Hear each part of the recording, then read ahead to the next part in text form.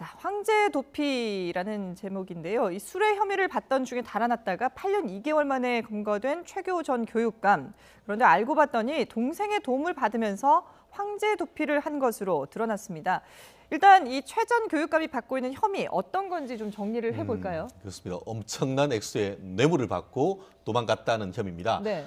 실질적으로 그 최 전 교육감 같은 경우에는 2007년 7월부터 2008년 사이에 김제 지역에 있는 이 그 골프장을 이 9홀에서 18홀로 확장하는 과정에서 예. 교육청의 부지를 매각하는데 편의를 제공한 대가로 3억을 받았다라는 그 혐의를 받았는데 예. 그 혐의를 받은 것이 2010년 9월이었습니다. 예. 그래서 수사의 어떤 그 폭이 오자 도주를 했던 것이죠. 네네. 그로부터 지금 8년 2개월이 잡힌 이 시점에서 종적이 묘연하다가 인천에 있는 한 그 지역에서 이번에 체포됐다라고 해서 구속영장이 발부돼서 구속영장이 집행된 그런 상황입니다. 예.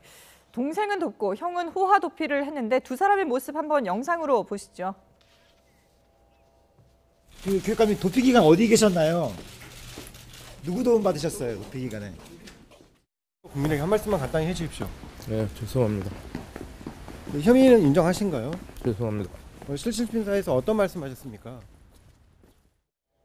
예, 죄송합니다라고 했지만 한 달에 700만 원을 펑펑 썼다라고 하는데 어떤 호화 도피 생활을 한 건가요? 글쎄 이제 뭐 골프 댄스 동아리도 활동을 하셨고 예. 미용 성형 수술까지 하셨다고 하고 이름으로 차명으로 억대 주식 투자까지 하셨다고 합니다. 뭐 예. 생활비로 추정되는 것이 본인은 1억이라고 하고 네. 총 보는 건 4억 9천이라고 하는데 이게 다 이제 동생의 명의를 빌려서 한 부분, 다른 사람의 명의를 빌려서 하지 않았을까라는 지금 의심이 되는 거고 예. 실제로 이게 가능한가? 그러니까 말하자면 실제로 골프와 댄스 동아리를 할 정도로 그러게요. 이건 도피 생활이라고 할 수가 없을 것 같은데요. 글쎄 말입니다. 그래서 이게 사실 가능한 건지 저도 참 의아한 부분이 있습니다. 이게. 예. 예. 근데 실제로 그랬다고 하니까요. 네네.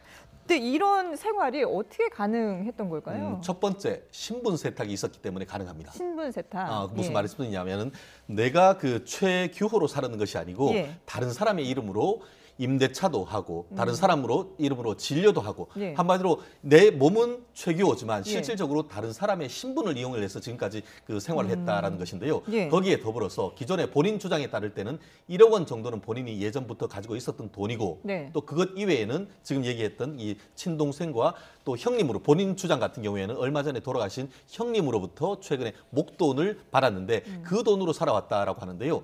정말 어이없는 것은 이 그 한국 그 농어촌 공사의 사장이었던 이 그 동생으로부터 네네. 신분증도 받고 예. 또 계좌도 받아가지고 그걸로 해서 주식 거래까지 했다라고 하니까 정말 비리 종합 백화점이었던 것 같습니다. 그러면 혹시 이 미용 시술, 뭐 쌍꺼풀 수술을 받았다라는 그런 의혹도 제기가 되고 있는데 그렇습니다. 이것도 혹시나 뭐 그것도 도피를 관련되는 하기 법에 위해서- 그 형사적으로 쉽게 말하면 예. 국립보험공단을 상대로 해서 사기친 거나 다름없는 것입니다. 예. 그래서 실제로 이번 그 구속영장 같은 경우에도 그 건강보험 관련 법으로 해서 이 돈을 보험금을 한 2천만 원 정도 받았다는 성형 횟수나 이런 그 진료 횟수는 1,020회가 넘는다라고 하니까요. 예. 결국 차명으로 해서 그와 같이 그 재산에 손해를 입혔는 그 부분도 이번 구속되는 범죄 행위에 들어가 있는 상황입니다. 일종의 예. 편법을 이용한 거죠. 네네. 요즘에 이제 그 병영 갈 때는 사진을 확인하지 않지 않습니까? 주민등록번호만 대고 그렇죠. 이렇게 예. 하니까 그것을 이용해서 아. 요양급여를 편취한 부분이 되니까 사기 예. 혐의가 되는 부분인 거고 또 여러 가지 남의 사람, 그러니까 여기에는 이제 동생 최규성 씨가 도움을 많이 줬나 봅니다. 네네. 본인의 인적사항을 통해서 병인을 이용하도록 하고 본인의 어떤 직원들, 그러니까 농어촌공사의 직원들한테 그것을 이용하도록 했기 때문에 범인 도피에 대한 것을 교사한 부분도 적용이 되는 부분인 거죠. 예. 글쎄요, 이 뭐 형제가 두텁다고 해야 될까요? 이게 잘못된 형제로 두 사람 모두 이제 결국 재판에 넘겨지게 됐는데, 근데 이게 가족끼리는 범인 도피 교사 혐의가 적용이 안 된다고 하네요. 기본적으로 이제 범인 그 도피죄 같은 경우에는 이 금고 이상의 형을 범한 사람을 도피하는 것을 도와주면은 범인 도피가 됩니다. 그렇지만 가족들한테 가족이 밤에 찾아왔는데 너 나가라. 한마디로 그렇게 할 기대 가능성이 없다라고 해서 네. 친족 간의 특례가 있습니다. 둘 같은 경우에는 친형제지 않습니까? 예. 그렇기 때문에 직접 형한테 이제 그 계좌를 주고 아니면은 그 범인 은닉처를 준 것 자체로서는 처벌되지가 않습니다. 예. 다만 그런 것이 아니고 이번 그 동생 같은 경우에는 본인 아래에 있는 비서관의 이 신분도 빌려주고 네. 그걸 이용을 해가지고 도피하도록 도와줬단 말이에요. 그래서 이번 검찰 같은 경우에도 이 이 사장에 대해서는 범인 도피가 아닌 범인 도피 교사죄를 적용을 했는데요. 네. 더불어서 본인 이름을 줘서 본인 이름으로 형이 이 천여 회의 이 건강보험을 이용할 수 있도록 그 부분도 같은 죄로 지금 같이 구속영장을 청구를 했습니다. 네. 그런데 최종적으로 법원 같은 경우에는 네. 영장을 기각했는데요. 아마 어쨌든 간에 그 범인 도피에 교사를 했긴 했습니다만 그 자체로서 어떻게 보면은 지금 불구속 상태, 특히 형은 구속됐기 때문에 네. 불구속 상태로 조사받는다, 재판을 받게 하는 것이 맞다라고 판단을 했을 것으로 보이는데 네. 최종적으로 법정 구속될 가능성은 아직은 남아있다 이렇게 보는 것 같습니다. 법정 구속 가능성까지도 남아있다. 예.